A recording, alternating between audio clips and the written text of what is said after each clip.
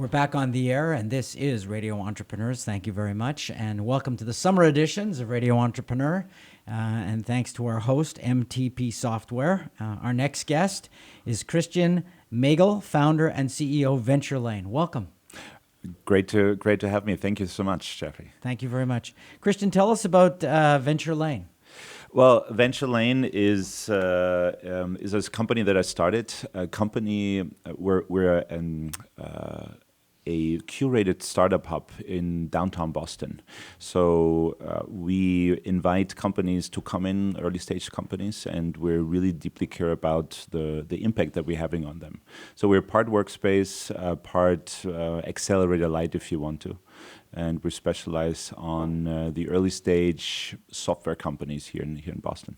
Now, Boston's known for its accelerators. I've been to many of them, and we've had many on our show.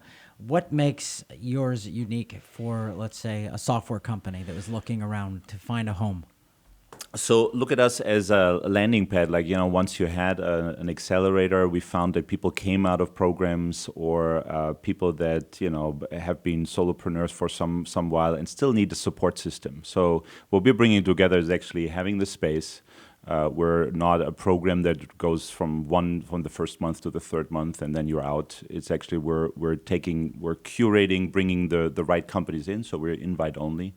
We're selecting them according to stage. We're industry agnostic, but we really we do we have a soft landing for you. So we're providing a support system we do events, we do workshops, but we don't take any equity.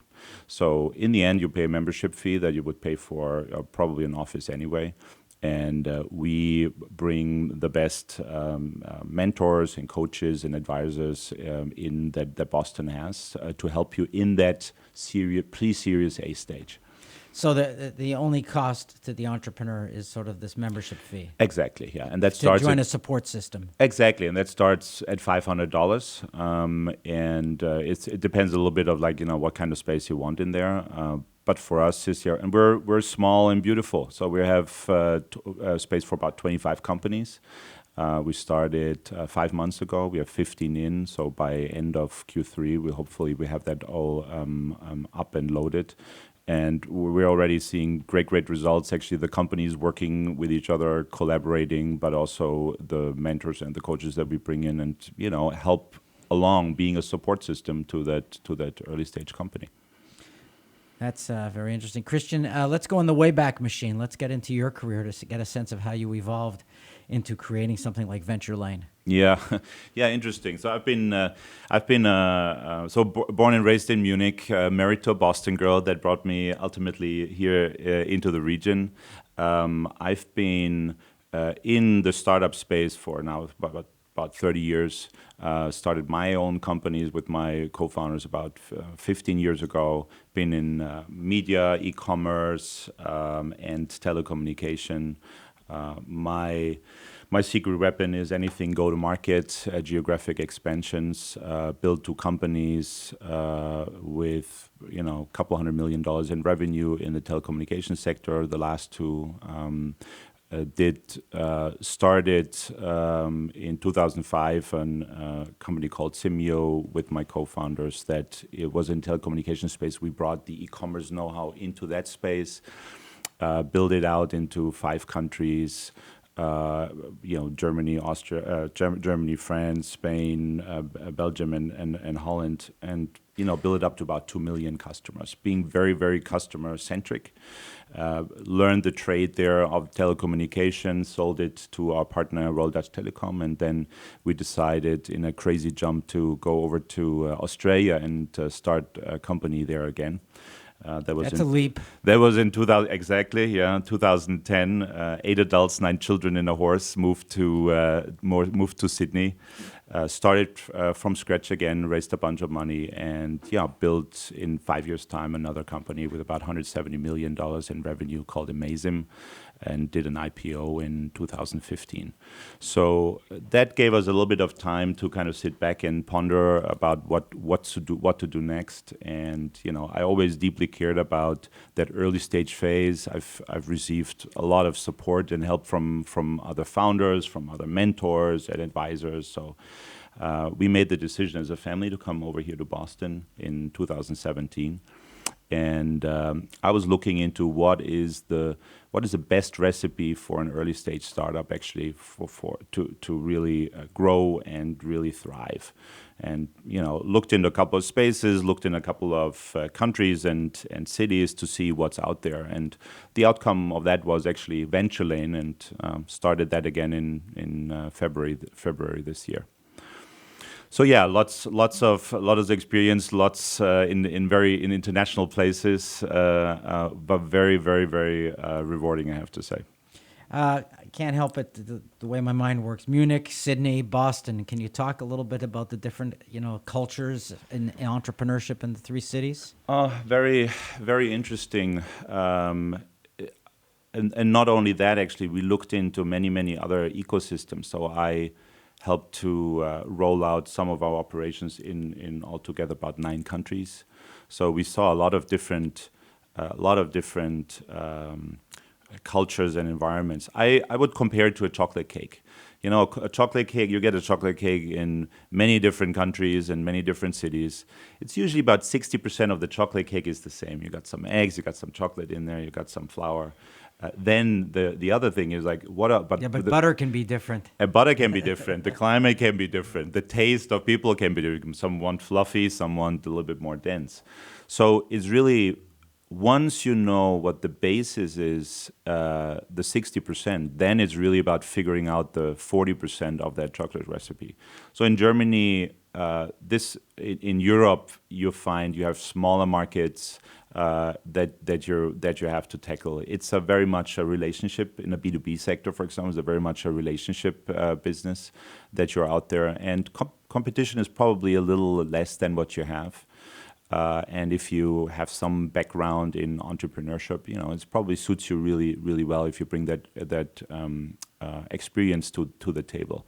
And then once you reach your full capacity, in Germany is the largest market, then you have 26 other countries that you have to tackle with different cultures and different approaches. And probably a little earlier on compared to the US in terms of how many generations of entrepreneurs have been in tech there.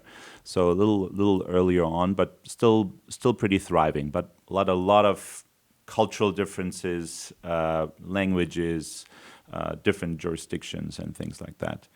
Australia was a place, felt very European from a culture point of view.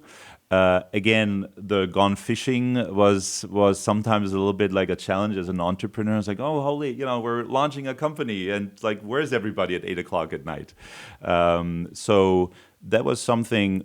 However, really, I saw, for example, the Australian startup ecosystem to develop incredibly in the last 5 years. So huge push from a country that was mostly pushed by resources and mining, becoming really a tech-enabled nation and somebody who pushes hard on that.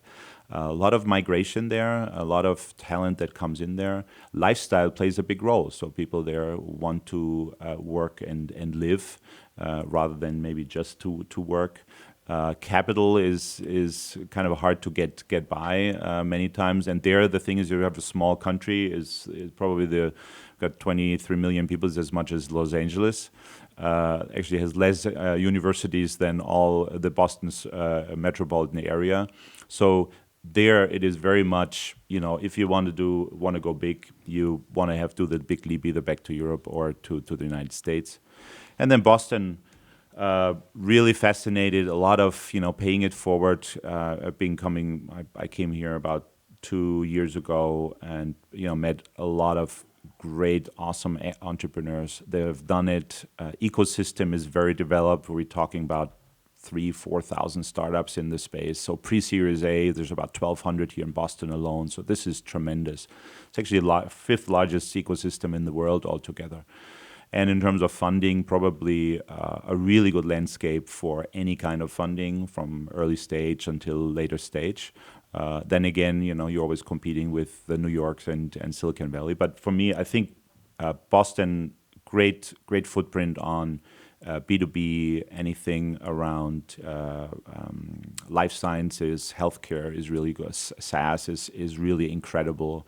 I love Boston for its accessibility and its community, and that's also part of the reason why we're building a little small mini ecosystem and bring the bigger ecosystem of Boston into the space. So, Christian, if somebody is in the software startup and they were looking for Venture Lane, how would they find you? Well, usually, like probably 95% of the companies that we take in are coming through recommendation. So if you know another entrepreneur, obviously you can always reach out to me, christian.magel@theventurelane.com. We're happy. Usually we sit down with you and we look into where you are, if you have traction. We have a website, theventurelane.com. Check that out.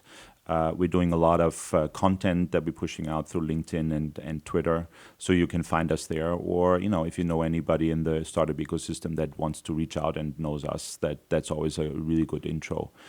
But usually, what we would do is, if you reach out to us, we'll sit you down,